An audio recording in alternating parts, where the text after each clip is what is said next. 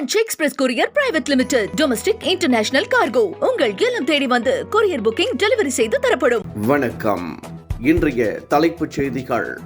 ராகுலுக்கு இந்திய கலாச்சாரம் பற்றி எதுவுமே தெரியாது. தெரிந்ததெல்லாம் இத்தாலிய கலாச்சாரம் மட்டுமே என மத்திய உள்துறை அமைச்சர் அமித்ஷா சாடல். கட்சியில் இருந்து நீக்கப்பட்டது குறித்து இன்று விளக்கம் அளிக்கிறார் செங்கோட்டையன். கோபிச்செட்டிப்பாளையத்தில் செய்தியாளர்களை சந்திப்பதாக தகவல்.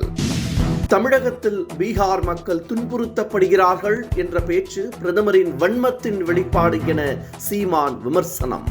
அரசியல் லாபத்திற்காக பேசுவதாக குற்றச்சாட்டு. எஸ்ஐஆர் என்றாலே திமுகவிற்கு பயம்தான் என நைனா நாகேந்திரன் கருத்து. தோல்வி பயமே காரணம் எனவும் பேச்சு. தனிப்பட்ட செல்வாக்கை நிரூபிக்க கூட்டத்தை கூட்டும் சமூகமாக நாம் மாறிவிட்டோம் என நடிகர் அஜித்குமார் வேதனை. திரைப்படம் வெளியாகும் முதல் நாள் அன்று கொண்டாடும் கலாச்சாரம் குறித்தும் வருத்தம். இனி விரிவான செய்திகள். ராகுலுக்கு இந்திய கலாச்சாரம் பற்றி எதுவுமே தெரியாது என மத்திய உள்துறை அமைச்சர் அமித்ஷா பகிரங்கமாக குற்றம் சாட்டியுள்ளார். பீகார் தேர்தல் பிரச்சார கூட்டத்தில் பேசிய அமித்ஷா, ஆதாயத்திற்காக பிரதமர் நாட்டியம் கூட ஆடுவார் என ராகுல் கூறியதை குறிப்பிட்டார். பிரதமர் வழிபடுவதையும் சூரிய நமஸ்காரம் செய்வதையும் ராகுல் கிண்டல் செய்வதாகவும், ஏனென்றால் அவருக்கு இந்திய கலாச்சாரம் பற்றி எதுவுமே தெரியாது என்றும் தெரிவித்துள்ளார். ராகுலுக்கு தெரிந்ததெல்லாம் இத்தாலிய கலாச்சாரம் மட்டுமே என்றும் அமித்ஷா விமர்சித்துள்ளார். கட்சியில் இருந்து நீக்கப்பட்டது குறித்து அதிமுக முன்னாள் அமைச்சர் செங்கோட்டையன் இன்று விளக்கம் அளிக்கிறார். இபிஎஸ்க்கு எதிராக போர்க்கொடி தூக்கிய செங்கோட்டையனை கட்சியின் அடிப்படை உறுப்பினர் உள்ளிட்ட அனைத்து பொறுப்புகளில் இருந்தும் இபிஎஸ் நேற்று அதிரடியாக நீக்கினார். அவருடன் யாரும் தொடர்பு வைத்துக் கொள்ளக்கூடாது என்றும் எச்சரித்தார். இந்த நிலையில் தான் நீக்கப்பட்டது குறித்து கோபிச்செட்டிப்பாளையத்தில் உள்ள தனது அலுவலகத்தில் இன்று செய்தியாளர்களை சந்தித்து விளக்கமளிக்க உள்ளதாக செங்கோட்டையன் தெரிவித்துள்ளார்.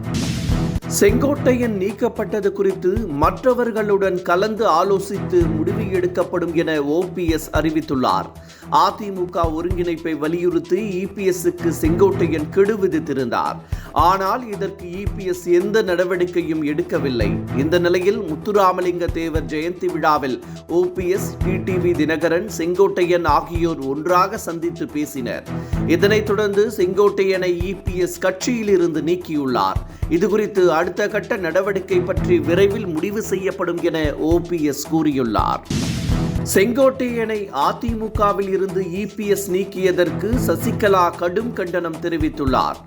அதிமுகவை வளர்ப்பதை விட்டுவிட்டு அழிக்கின்ற செயல்களில் ஈடுபடுவது மன்னிக்க முடியாத குற்றம் என்றும் அவர் கூறியுள்ளார்.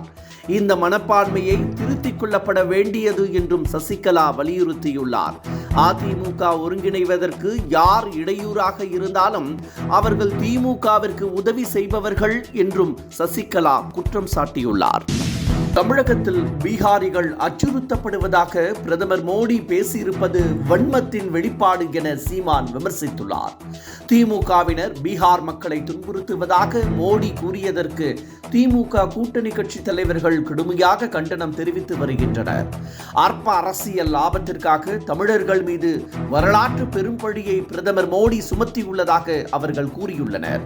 இந்த நிலையில் பிரதமரின் பேச்சு வன்மத்தின் வெளிப்பாடு என சீமான் சாடியுள்ளார். தமிழகத்தில் பீகாரிகள் துன்புறுத்தப்படுவதாக பிரதமர் மோடி பேசியதற்கு நடிகர் எஸ்.வி. சேகர் பதிலடி கொடுத்துள்ளார். பீகார் சிறந்த மாநிலமாக இருந்தால் அங்கிருப்பவர்கள் ஏன் தமிழகத்திற்கு வர வேண்டும் என்றும் அவர் கேள்வி எழுப்பியுள்ளார்.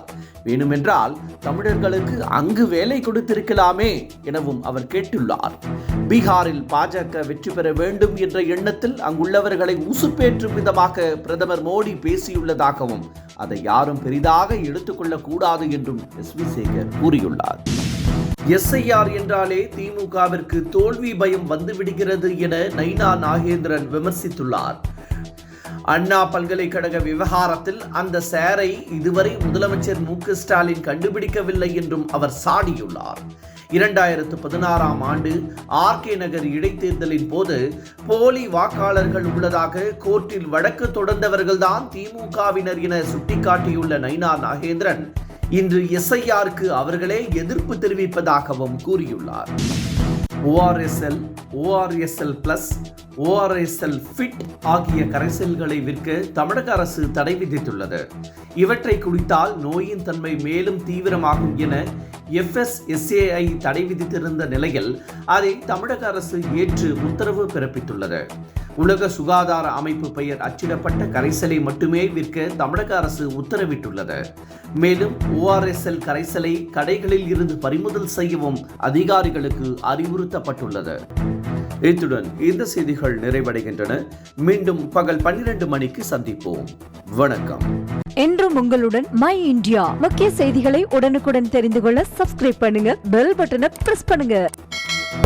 என்றும் உங்களுடன் my India. Branch express courier private limited. Domestic international cargo. உங்கள் இல்லம் தேடி வந்து கொரியர் புக்கிங் டெலிவரி செய்து தரப்படும்.